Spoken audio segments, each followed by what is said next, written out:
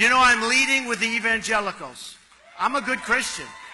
And I'm leading with the evangelicals. And I want to tell you something. Christianity, and I put it in the same vein, and sometimes in the same sentences, Christianity is being chipped away at in this country. In this country. It's being chipped away at. And I'm not going to let it happen. You know, I was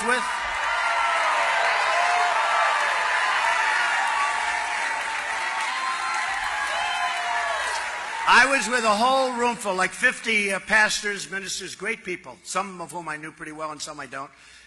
And I said to them, let me ask you a question. How many Christians, evangelicals, but just Christians, do we have in this country? And they were saying maybe 250 million, maybe 260 million. I said, so that's more than we have women. It's more than we have men. It's by far the biggest group. Then why aren't you banding together and getting the kinds of things you want?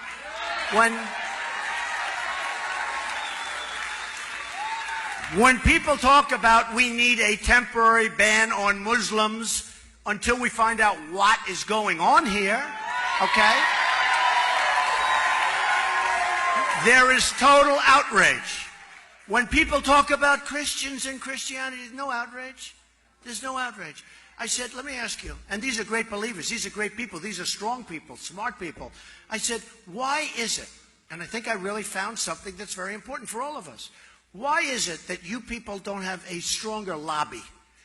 And during Lyndon Johnson's regime, I will call it, because that's sort of what it was, if you think about it, but during his term as president, they passed something where the tax deduction is under siege if they do anything that's a little bit off.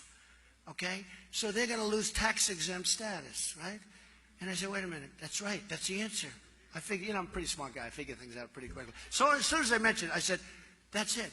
Because I said then, so the man walking, I was in Trump Tower, I pointed down to the sidewalk. There were people walking on the sidewalk. I said, then those people walking on the sidewalk are more powerful than you people in the clergy, the pastors, the ministers, the priests, the people in the clergy. They're more powerful. They said, that's right. I said, not going to happen anymore. We're going to get rid of that thing. I want Christianity to have a strong flavor. Why did we ever pass something like that? And it's so important. I mean, really, they've shut Christianity down. And these are great people, but they're afraid to do. For instance, some people came up to me, Mr. Trump, I love you. You're the best. You're going to be the greatest leader. You're going to be. I want to endorse you. I'm endorsing you. But I'm not allowed to do it publicly because if I do it publicly, I may lose for the church the tax-exempt status. So they're really being silenced, and we can't let that happen. We can't let that happen. I don't care about the endorsement. They're really being silenced. We can't let that happen. We're not going to let it happen. And we're going to get that thing repealed. And think of the power we have over the Democrats, over the Republicans.